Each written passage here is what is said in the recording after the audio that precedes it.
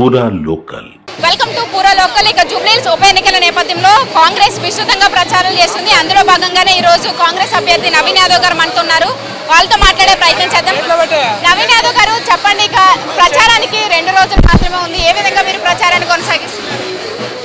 ఏ విధంగా అంటే రోడ్ షోలు, public meetings, door to door campaigns, ఎన్ని రకాల ప్రచారాల ఆప్షన్స్ ఉన్నాయి అన్ని రకాల ప్రచారాలు చేస్తూ ఉన్నాము.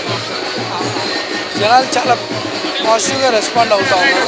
ఇంకా టైం ఎక్కువ లేదు. ఇక్కడ కేకే సర్వే లాంటివి వచ్చి కాంగ్రెస్ అయితే ఓడిపోతుందని చెప్పేసి చెప్తున్నారు. సో దీనిపైన మీ అభిప్రాయం ఏంటి? పేడ్ సర్వే, సో అవన్నీ కూడా పేడ్ సర్వేలు, ఫేక్ న్యూస్లతో జనాలు అట్రాక్ట్ కాదు.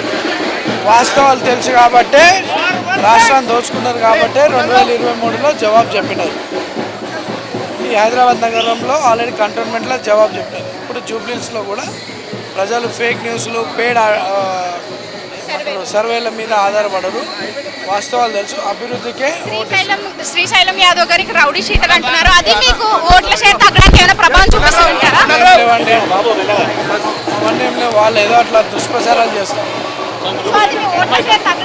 అవన్నీ ఏముండవు, అవన్నీ ఏముండవు. చేతిగుట్టు పెద్దమ్మ. ఒకవేళ కాంగ్రెస్ ఇక్కడ కనుక ఓడిపోతే ప్రభుత్వం పైన ఏదైనా నెగిటివిటీ పడుతుందంటారా? అట్లా ఏముండదు. ఏమో ఓడిపోయే ప్రసక్తే లేదు, గెలుస్తారు.